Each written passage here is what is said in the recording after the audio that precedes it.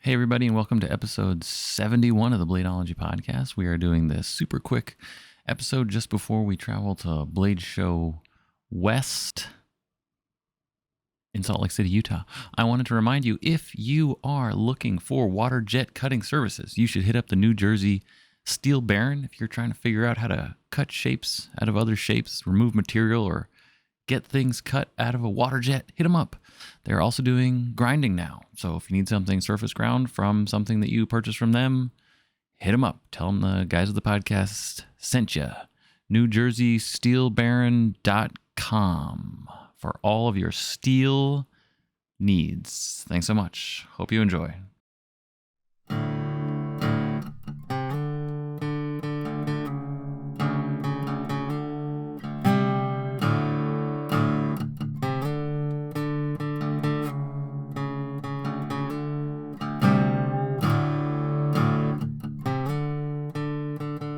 So we're getting into this. We're gonna do every week. All right, we're going to jump into this like we do every week. Welcome to another episode of the Bladeology podcast. We're jumping on for a quick episode today. It's the day before we fly out to Blade Show West in Salt Lake City. We are headed to the desert for Blade Show West. It's Nick and I's first time going to the Blade West show. I think this is only the second year they're having it. I'm excited. I'm looking forward to hanging out, doing some stuff in Salt Lake City, seeing some people. I'm going to hang out, see some of the Blade HQ guys, maybe take a tour of the facility, do some corporate espionage, and probably have a bunch of 3% beers and get totally slightly buzzed. It's going to be phenomenal. Oh, yeah, I forgot about the 3% cap thing. I, to be fair, actually don't think they're doing that anymore. I don't know, but there are still very strange liquor laws there because of the Mormons. I had two knife makers call me about it today, actually. Oh, really? Yeah. They were like, just heads up, no one's getting drunk. They're like, wait, is it a dry town? I was like, it's just dry counties. I don't think it's a dry state. I think, no, the whole state is like that. The whole state is low alcohol. We're canceling our trip. We're not going. So I'm going to purchase. I'm a knife dealer. If you are unfamiliar with the concept here, I purchase the knives and I sell the knives on the internet. I'm also a human being, but that is my job. Nick is knife maker. You're going to exhibit. It's exciting. Yes. So it's first time doing Utah, just going or exhibiting. I'm excited because I've been through most of America, but I've yet to be in Utah. So still cranking away. I got pulled away to go record this podcast last second. You've never been to Salt Lake? Never been to Utah. Never been to Utah at all? No. Oh, I thought you just never been to Salt Lake. No, Utah's one of the few bigger states I haven't been to yet. It's like Utah and Arizona. And like besides that, I've been to every other big state. All right. Yeah, no, you're in the back right now trying to finish knives, right? Yeah. Or like you are finishing knives. You're not trying to finish knives. No, I got 3 left. Hopefully I can get them done before flight tomorrow. Okay. But I was solid blowout without those 3, so it's fine. But it was a stressful 2 weeks because the first week of the 2 weeks of prep, I had something gone on my finger. Like as you saw, I had a split on. That's not great. Everyone's like, it's broken. I'm like, it's not broken. I can work through this. They're like, you should get this X-ray. I'm like, I don't have time. No time. It's better now. Just it wasn't work. broken. I was pretty sure it wasn't. It still hurts, but it's not broken. Like a fracture, maybe? I don't know. Something's definitely wrong, but sprain? I was worked through it. It's fine. Okay. All right. Okay. So what? Tell us a little bit about what's going on. So you're bringing comrades, right? You're bringing the auto. So I'll have the Comrade Autos with me. I'm going to have a couple of the last BBM V2s in thumb stud and thumb hole variants with some of the newer finishes I introduced recently that aren't on any other BBMs. I'm going to have some Ragnarok V1s, and some of them will be in the standard Nitro V, and then there will be a limited amount in Magna Cut. I'm doing a little bit of a test batch to try out this new steel. I'm very finicky with steels. I don't like to switch it up often. It messes with process, finishes. Talked about this in the past. Making a custom knife, not a production user knife. So I choose my steel based on process reliability and finish reliability. So when I do a new steel, I try it a couple times. I try a couple pieces. I adjust the process to see if it's viable or not. Not sure yet with Magna Cut, but Nitro V is something I've been using for 4 years, and before that ABL. So those are 2 things I was very familiar with. Fortunately, CTS-6 HP is no longer available. That was always the go-to. So a question I had, before we got too far into it.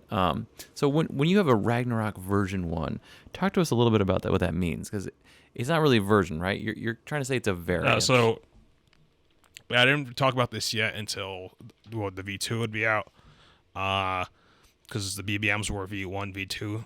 On the BBMs, that was generation because the entire internals of V1 and 2 were different, and the externals, like parts aren't hot swappable. It was entirely different construction, mechanism, all of it. On the Ragnaroks, that's not the same thing. There was at the moment there's about V10 in the CAD work and drawings. So every V is a different shape. So like V1 is the harpoon flipper, V2 is a Bowie flipper, V3 is a clip point flipper, and then like V4 through 6 is the same sequence, but non-flipper. Other blade shapes, auto versions, thumbhole versions. So the V's will just mark what the style of it is instead of giving them different names or calling them all Ragnarok. The V will just be what it is. And I will work on a page on my website that will explain all of it, because as time goes on, people will have questions, and easy directory is pretty much an FAQ just for the Ragnarok. So right now we're at Ragnarok variant 1, and that's that blade shape that you're doing currently. Yes. Okay, so for Blade Show West, you mentioned that you were doing MagnaCut. So this MagnaCut, this is a test run of MagnaCut? What would you call it? Test batch of MagnaCut? Test batch. So like I was saying before, the steels, I don't just go full bore with a new steel because every steel reacts differently, whether it's heat treat. Then I also have to decide, can I heat treat it in-house? So right now I made the first personal knife for myself like in ages just to test out my MagnaCut heat treat. ABL Nitro V is something I've used for years upon years. I'm very confident in my in-house heat treat. Tested it versus outsourcing it. Just as reliable, just as good, and I could trust my process with it. MagnaCut, I don't know. So I don't know if I can. So far, it seems really hard. It seems like I know it's hard. It's been tested. But as far as reliability of in-house heat treat, you saw me dealing with it. I was having a lot of warp issues, a lot of straightening and stuff like that. I'm gonna do another batch, outsource heat treat, see if that helps. At the moment, I'm not the biggest fan for process reliability on it, so that'll do some outsource testing of heat treat, see if that helps, and if that will, maybe I'll use it. If not, that just might be the end of MagnaCut for me. It's not the only steel I've experienced this with. Like M390 for customs, didn't like it, didn't work with my process or how I do things. What I've liked is the ABL Nitro V, the 154, CPM 154. The S series was good, but the problem with the S series, it doesn't acid wash well, so that'll eliminate a finish that I do quite often on customs. So there are a lot of these factors, like as I was saying earlier. If there's a steel you choose for production knives and the custom knives, for custom I will always prioritize process reliability and finish reliability. For production, I will prioritize edge retention because it's made to be a user versus a collector piece. Okay. So the MagnaCut you're gonna have at Blade Show, just at Blade Show, right? You're not. There's a certain amount of knives for the show, and that's kind of it. You're not right now. It's speculative with the MagnaCut. There's no, Yeah, like whatever I have at Blade Show, I have a couple extra blades that won't be at the show. When do another test batch, change the way it's done. Usually I go through about 4 or 5 cycles of this before I decide if it's something I want to pursue further or not. Based on what's happening now, the next MagnaCut ones probably won't be until Kentucky, which is the next show. Okay. Well, that's exciting. You're trying something new. It's a huge pain for you, but in some cases it might be a positive for your collectors. They get to experience a new design with a highly sought after blade steel. It's like the soup du jour blade steel right now, which everyone's asking for, is the MagnaCut. Yep, I didn't want to mark the blades. They're marked on the cert cards, really the build cards that go with the knives. But instead of marking the blades, because I really don't like that, especially on a custom piece, I just put a tiny little notch indentation on the inside of the blade that you could see when you look inside the handle when the knife is closed. And it's a tiny little mark. That mark will indicate MagnaCut. I'm going to try another steel probably, looking into S45 VN. That will most likely have 2 notches. And the standard Nitro V has no notches. And that'll also be on this page that I will eventually make for the FAQs of the Ragnarok. Sort of how to deduce what knife you have. And just in history of doing this, a lot of people are interested in what batch it's from. Are there changes from batch to batch, and so on and so forth. So just easier ways to track it, since these are numbered, again, not on the knives. I don't like doing so, but on the cards themselves. And I'd have in-house records for each of the numbers to know what's happening with said knife. Okay. No, I like the notch idea you showed me. I thought that was pretty clever. So I mean, it's a cosmetic thing that you can't really see unless it's closed, and it's very subtle. And yeah, you're right. On customs, having the blade seal on there is a bit garish. It's not really necessary. In most cases, guys do carry and use some of these knives, but I think the bulk of them are probably collection pieces. So there's no reason to have big branding on the side, advertising some kind of knife steel. Yeah, originally it was a lot of guys will probably. I anticipate in the future people might buy them with a second there and be like, "What steel is this?" That's happened in the past. And I'll be like, "I think it's this based on the time frame this was done." But it was mostly done for in-house work. So since I'm working on a different two steels on the same shape, mix and match stuff, like get lost somewhere. One you think it's Nitro V, but it's actually Magna Cut or vice versa. So it was done for in-house. With those the notch, I made it totally hidden, and I realized if I could push it over a little bit to where you could kind of see it at the right angle, so then the customer could ask me, I could tell them, look at this area, and this will give you your answer. Oh, that's great. No, I'm a huge fan of doing some sort of permanent mark on a knife that's indicative of something like a code or like a little notch instead of having a paper cert, because again, the knife will outlast all of us.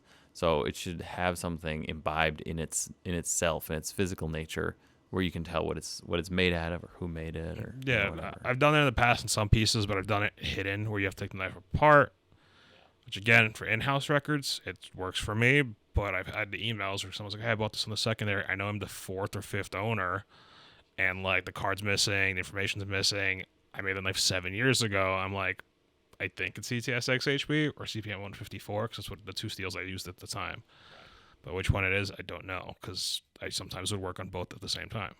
Just pour a shot of iced tea in the parking lot for CTS XHP. Mm-hmm. May you forever rest in peace.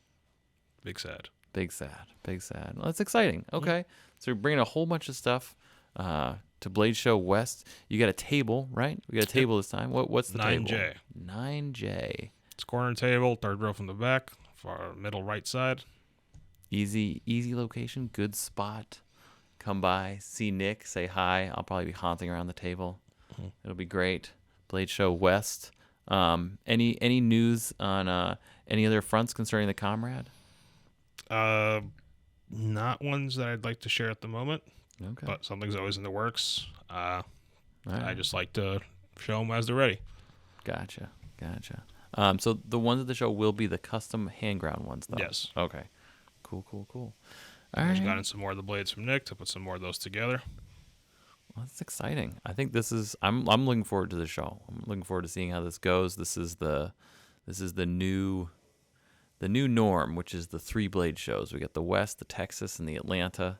So it'll be cool to go to Salt Lake and check out the new blade show. I haven't been to this one though. I have heard from people that did go that it's about a similar size to the Blade Show Texas, which is a great size, and it's a nice layout, easy to navigate, easy to walk around.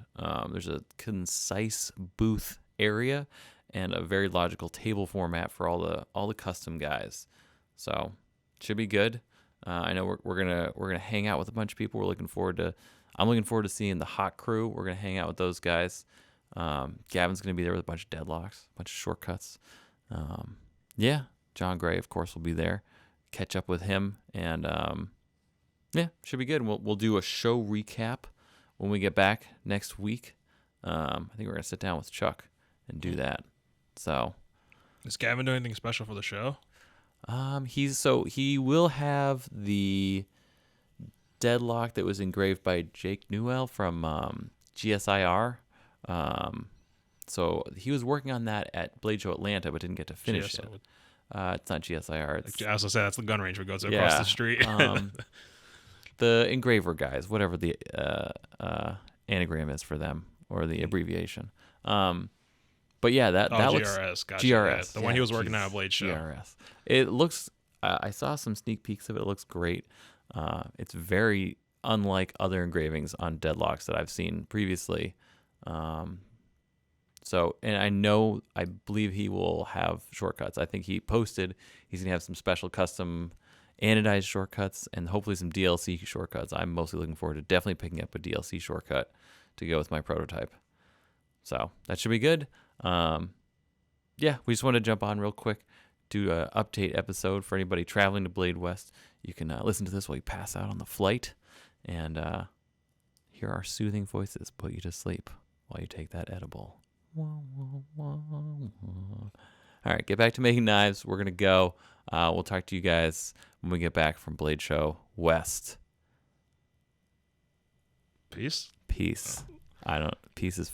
I Why did you say peace? I don't know. You're staring at me. I don't know what to Peace? say. The first thing came out. Yeah, it's Nick True from NCC9 signing out. Everyone a safe flight. Hope to see you guys at Blade West. All right. It's Jeremiah from PBK. We'll talk to you guys soon.